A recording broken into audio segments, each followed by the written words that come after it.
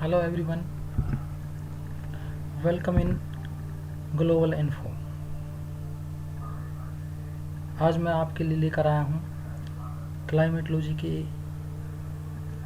एक विशिष्ट टॉपिक पर वीडियो, जो आपके लिए बड़ी इम्पोर्टेंट रहेगी, क्योंकि क्लाइमेटोलॉजी एक ऐसा विशेष सब्जेक्ट है जिसमें हर एक टर्म एक दूसरे से जुड़ी हुई है। यानी कि टेम्परेचर प्रेशर को अफेक्ट करता है, प्रेशर एयर मास को अफेक्ट करती है और एयर मास क्लाइमेटिक कंडीशंस को अफेक्ट करती है। तो इसी कड़ी में आज जो है हम क्लाइमेटिक जो कंपोनेंट है एयर मास, उसके बारे में डीपली जो है पढ़ेंगे। और मैं उम्मीद करता हूँ कि आज के टॉपिक में आप पूरी रुचि लेंगे और उसको स्पेसिफाई करते हुए अपने नॉलेज को इंक्रीज करेंगे। Okay, now we will start.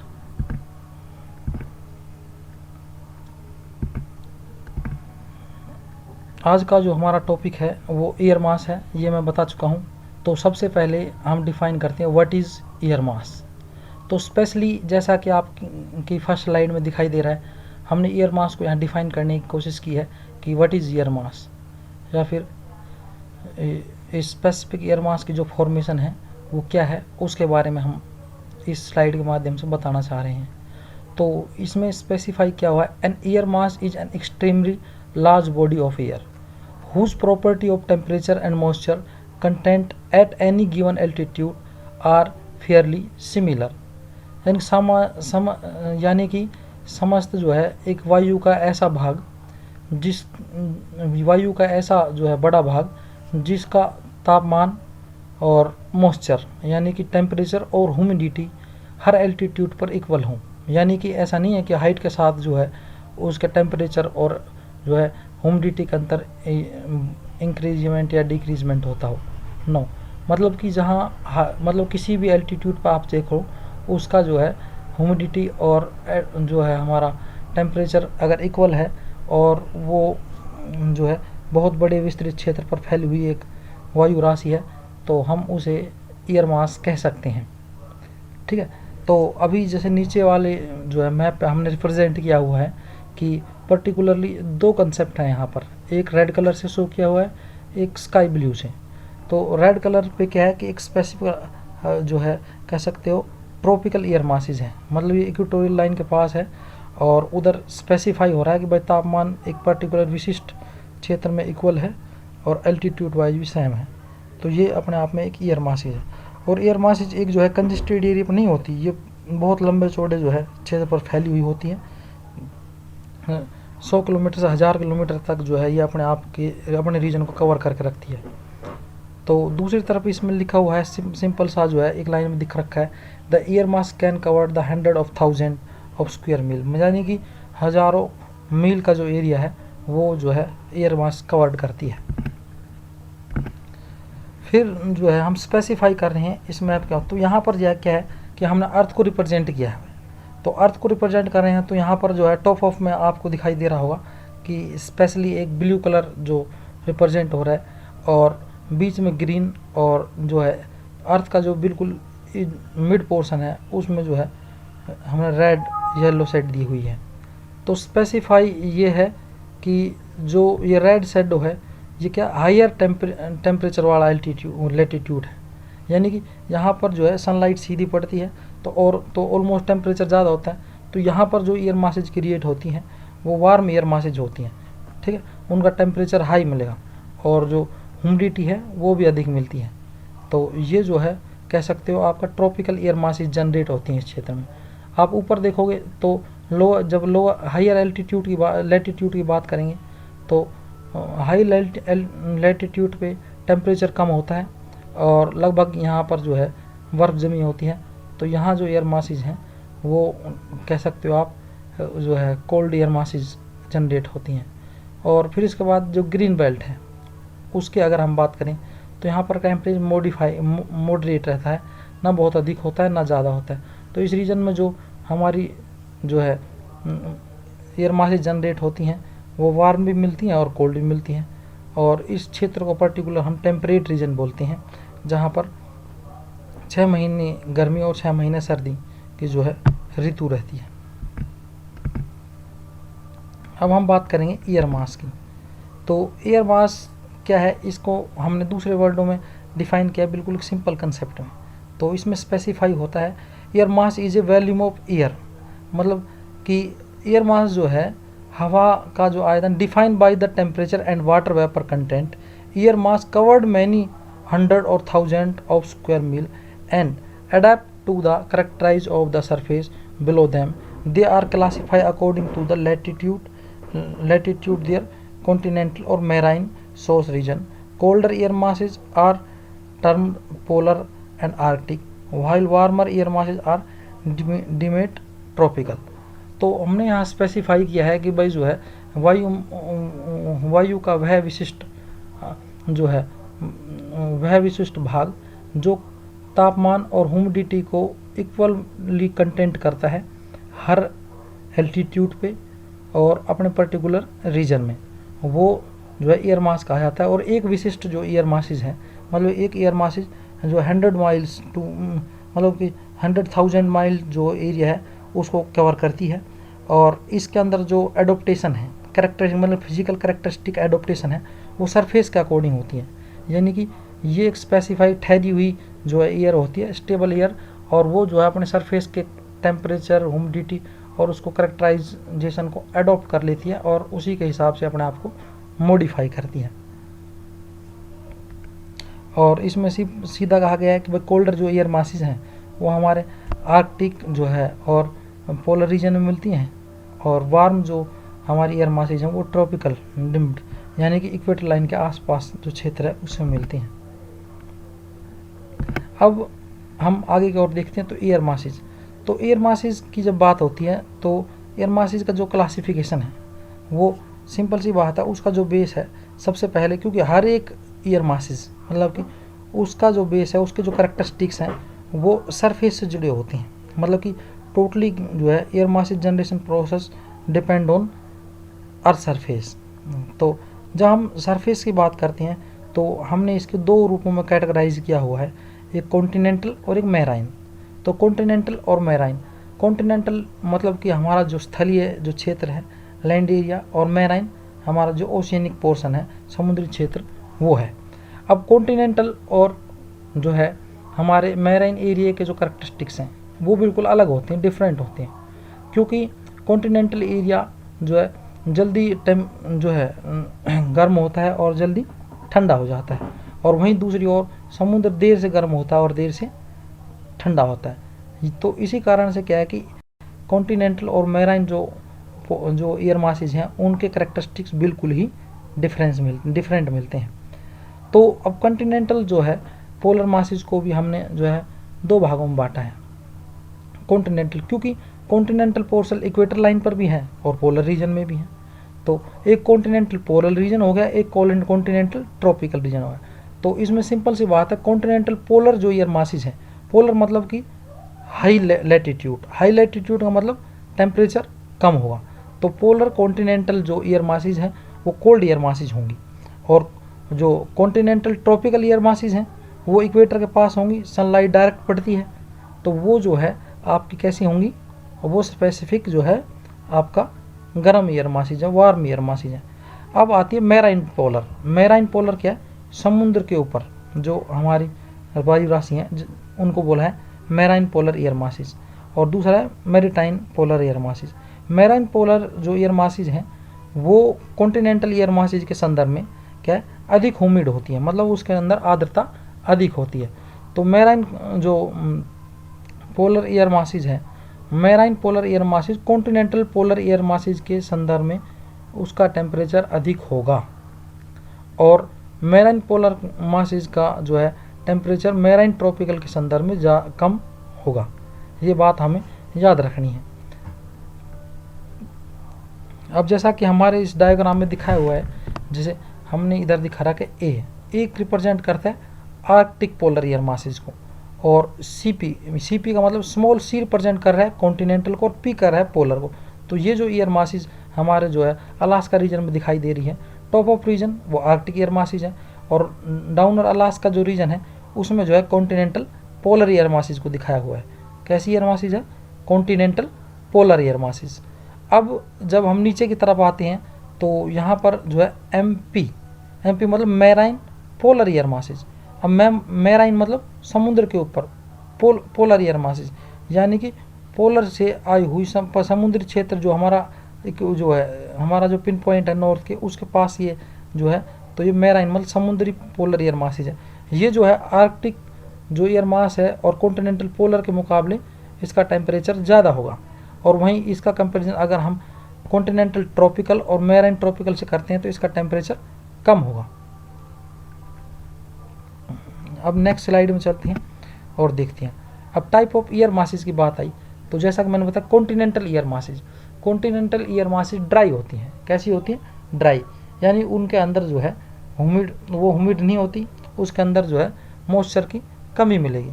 और मैराइन जो है समुद्र के ऊपर जो होती है वो वेट, क्योंकि वाटर सरफेस पर होती हैं तो वाटर एवापोरेशन ओशियनिक रीजन में ज़्यादा होता है और उनसे उन्हें भरपूर मात्रा में जो है ह्यूमिडिटी मिलती है।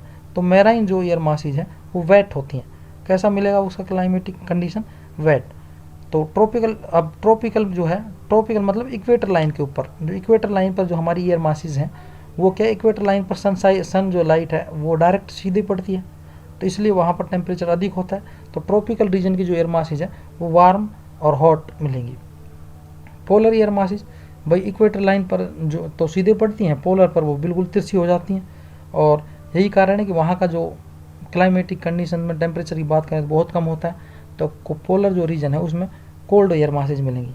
तो यहाँ जो है आपको क्लियर हो गया होगा। Characteristic continental air masses dry होती है, मैराइन वेट होती है, ट्रॉपिकल में वार्म होगी और पोलर में कोल्ड होगी। ठीक है, तो अब स्पेसिफाई करते हैं नेक्स्ट पॉइंट को। इसमें लिखा the area that the air mass from our will determine it characteristics. वो क्या है, उसका जो करेक्टरिस्टिक, उसकी जो विशेषता है उसको हम उसका जो पर्टिकुलर जो रीजन है, एरिया है, सरफेस है, उसके संदर्भ में डिफाइन करते। For example, if the source region and ocean the air mass will have a lot of moisture. तो ये कह रहा है यदि if source of region and ocean, अगर किसी भी पर्टिकुलर जो है एयर मास का ओरिजिन जो है, रीजन जो क्षेत्र है वो समुद्र है, तो उसके अंदर मॉइस्चर अधिक मिलेगा। वहीं दूसरी ओर अगर ज़मीन पर वो ड्रायर, उसके अंदर मॉइस्चर कम होगा, वो ड्रायर मिलेगी। क्लियर है? जो बात हमने पहले रिपीट की थी बस वही बात इसमें रिपीट की हुई है। अब हम बात करते हैं नेक्स्ट स्लाइड पे नेक्स्ट बात की। अब यहाँ पर कुछ इंडिकेशन दी हुई हैं कि भाई हमने जब एयर मासेज को क्लासीफाई किया है तो किस वर्ड से हम किसको रिप्रेजेंट करते हैं। तो मैंने पहले बताया स्मॉल सी कॉन्टिनेंटल को करता है, और स्मॉल एम मैराइन रीजन यानी समुद्री रीजन, जो कैपिटल टी है वो ट्रॉपिकल को, पी पोलर को, और ए आर्कटिक को। आर्कटिक मतलब नॉर्थ जो हेमिस्फीयर का टॉप ऑफ जो रीजन है 90 डिग्री का आसपास का लेटिट्यूड वाला, उसे हम आर्कटिक बोलते हैं, आर्कटिक महासागर भी बोलते हैं। अब इसमें जो है कॉन्टिनेंटल जो एयर मासेज है वो ऑटोमेटिकली ड्राई मिलेंगी, और जो हमारी मैराइन है वो मॉइस्चर्ड मिलेंगी, ट्रॉपिकल वार्म मिलेंगी, पोलर कोल्ड मिलेंगी, और आर्कटिक वेरी कोल्ड मिलेंगी। ये समझ लो जहाँ कॉन्टिनेंटल का जिक्र होता है वहाँ पर वो एयर मासेज ड्राई होगी, मैराइन है तो वो मॉइस्ट है, और ट्रॉपिकल है तो वो वार्म है, और पोलर है तो कोल्ड है। इसी तरह जो है ये एयर मासेज होती हैं। तो अब पर्टिकुलर जो इंडिकेशन है उन्हीं के आधार पर हम जो है अब एयर मासेज को क्लासीफाई करेंगे। तो अब ये कह रहा है what would their the characteristic be. अब देखो, अब इसको देख के हमें पता लगाना है भाई इस एयर मासेज का कैरेक्टरिस्टिक क्या होगा। पहला लिख रहा है मैराइन ट्रॉपिकल, यानी कि आर्द्रता भी इसके अंदर अधिक है और तापमान भी। तो सिंपल सी बात है, वार्म एंड मॉइस्चर, सीपी, सी का मतलब कॉन्टिनेंटल, कॉन्टिनेंटल मतलब ड्राई, पी मतलब पोलर, यानी पोलर मतलब कैसा हो गया कोल्ड, और सी मतलब कॉन्टिनेंट यानी ठंडी और शुष्क। ठीक है, cold and dry air masses होगी सीपी। क्लियर है? अब हमने नेक्स्ट पार्ट पे चलते हैं। तो हमने इधर जो है पहले क्लासिफिकेशन चार्ट में ट्रॉपिकल एयर मासेज को रिप्रेजेंट किया है। तो ट्रॉपिकल एयर मासेज भाई ट्रॉपिकल रीजन में दो तरह के सरफेस एरिया मिलेंगे, एक तो भाई कॉन्टिनेंटल और दूसरा मैराइन। तो स्मॉल जो यहाँ पर सी रिप्रेजेंट करता है वो कॉन्टिनेंटल कर रहा है, और एम जो रिप्रेजेंट कर रहा है वो मैराइन कर रहा है। तो कॉन्टिनेंटल ट्रॉपिक का मतलब हो गया कि महाद्वीपीय गर्म वायु राशि, और मैराइन ट्रॉपिकल का मतलब हो गया समुद्री उष्ण जो वायु राशि है। अब सीटी के बाद सी टी का मतलब है continental tropical cold air masses. Cold air masses मतलब ये सरफेस के संदर्भ में एक विशिष्ट वायु राशि जहाँ पर वो अब वर्तमान वो प्रेजेंट टाइम में वो प्रेजेंट है, उसका तापमान सरफेस के संदर्भ में उसकी विशेषताएं कैसी है उसके आधार पर डिफाइन। तो कॉन्टिनेंटल ट्रॉपिकल यानी कि ये जो है कॉन्टिनेंटल ट्रॉपिकल है और इसके सरफेस के मुकाबले इसका तापमान कम है, इसलिए कॉन्टिनेंटल ट्रॉपिकल एयर मासेज, यानी कि इसका सरफेस का तापमान अधिक है और वायु राशि कम है, इसलिए कॉन्टिनेंटल ट्रॉपिक। अब CTW यानी कि यहाँ उल्टा है, कॉन्टिनेंटल ट्रॉपिकल वार्म, यानी कि जो सरफेस का तापमान है उसके मुकाबले एयर मासेज का तापमान अधिक है, यानी कि CT के अपने जिस क्षेत्र में गई जाएगी वहाँ पर तापमान कम करेगी, और CTW जो है जहाँ पहुँचेगी वहाँ पर टेम्परेचर को बढ़ा देगी। तो CTW का एग्जाम्पल आप लू को ले लो, और ठीक है। अब हम बात करते हैं MT के, तो marine tropical cold air masses है, ठीक है, marine tropical cold air masses. अब तुम एक बात बताऊँ, जो वार्म एयर मासेज वो अनस्टेबल होती है और कोल्ड जो है स्टेबल होती है, क्योंकि कोल्ड मतलब ठंडा और वार्म होकर कोई भी चीज़ ऊपर की तरफ चलती है। तो CTW जो है वो अनस्टेबल एयर मासेज है, ठीक है, और CTK जो है स्टेबल एयर मासेज है। अब स्टेबल और अनस्टेबल का भी जो रीजन है वो उसके सरफेस से पता चलेगा। अगर मान लो किसी पर्टिकुलर जो वायु राशि का सरफेस गर्म है और वायु राशि ठंडी है तो वो अनस्टेबल हो जानी है, ठीक है, और वायु राशि जो है गर्म है और सरफेस ठंडा है तो स्टेबल होगी, ठीक है। अब MT के इसी तरह marine tropical cold air masses, यानी कि ये अपने सरफेस के मुकाबले इसकी जो है ये ठंडी है, तो इसलिए ये मैराइन ट्रॉपिकल एयर मासेज है। MTW marine tropical warm air masses, ठीक है। तो अगर ये सरफेस इनका ठंडा है और वायु राशि गर्म है तो ये स्टेबल है, और सरफेस गर्म है और वायु राशि ठंडी है तो ये अनस्टेबल है, ठीक है। अब बढ़ते हैं आगे की ओर, नेक्स्ट चार्ट। अब हम बात करते पोलर की। तो पोलर में वही है, पोलर में भी दो तरह की वायु राशि मिलेंगी, एक कॉन्टिनेंटल और एक मैराइन। जो हमारे ज़मीनी भाग पर हैं वो कॉन्टिनेंटल पोलर एयर मासेज होगी, और जो समुद्री एरिया पर है वो मैराइन पोलर होगी। अब कॉन्टिनेंटल पोलर रीजन में अगर वायु राशि अपने सरफेस से ज़्यादा ठंडी है तो continental polar cold air masses होगी, और अगर वो गर्म है सरफेस के मुकाबले तो कॉन्टिनेंटल पोलर जो है वार्म एयर मासेज हो जाएंगी। अब अगर वो ज़मीन के मुकाबले ठंडी है तो स्टेबल रहेगी, और ज़मीन के नीचे वाले गर्म है तो वो जो है बेसिकली क्या है कि वो गर्म है तो वो अनस्टेबल रहेगी। अब हम बात करते हैं मैराइन पोलर वाली। मैराइन पोलर में भी सेम स्थिति है, अगर वो सरफेस के मुकाबले ठंडी है तो वो क्या होगी अनस्टेबल, और गर्म है तो स्टेबल। तो ये इस तरह हम जो है वायु राशियों का जो क्लासिफिकेशन था वो हमने इधर किया है। अब एयर मासेज का जो डिस्ट्रीब्यूशन है उसके बारे में हम बात करेंगे। तो जो एयर मासेज डिस्ट्रीब्यूशन है वो ऐसे है, देखो आपको जो ये मिड पोर्शन दिखाई दे रहा है, ग्रीन जो एयर मासेज हैं वो सभी जो है रिप्रेजेंट करें ट्रॉपिकल एयर मासेज, यानी कि गर्म एयर मासेज, ठीक है। अब इसमें लिखा हुआ है मैराइन ट्रॉपिकल एयर मासेज, तो जहाँ पर MT लिखा हुआ है वो मैराइन ट्रॉपिकल एयर मासेज होगी, CT जो है वो कॉन्टिनेंटल ट्रॉपिकल एयर मासेज।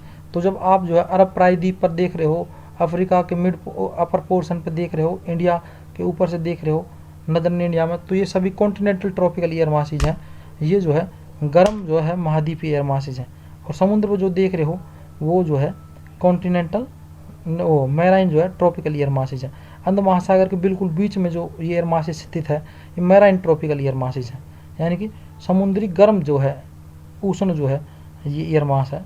इसी तरह एक एयर मासेज यहाँ दिखा रखी है ME जो है हमारे बिल्कुल इक्वेटर पर है, मतलब मैराइन इक्वेटोरियल जो है एयर मासेज है। इसी तरह ग्रीनलैंड के ऊपर एक स्पेसिफाई दिखाया हुआ है सी माना कॉन्टिनेंटल, ए माना आर्कटिक कॉन्टिनेंटल एयर मासेज है, ये बहुत अधिक ठंडी होती हैं।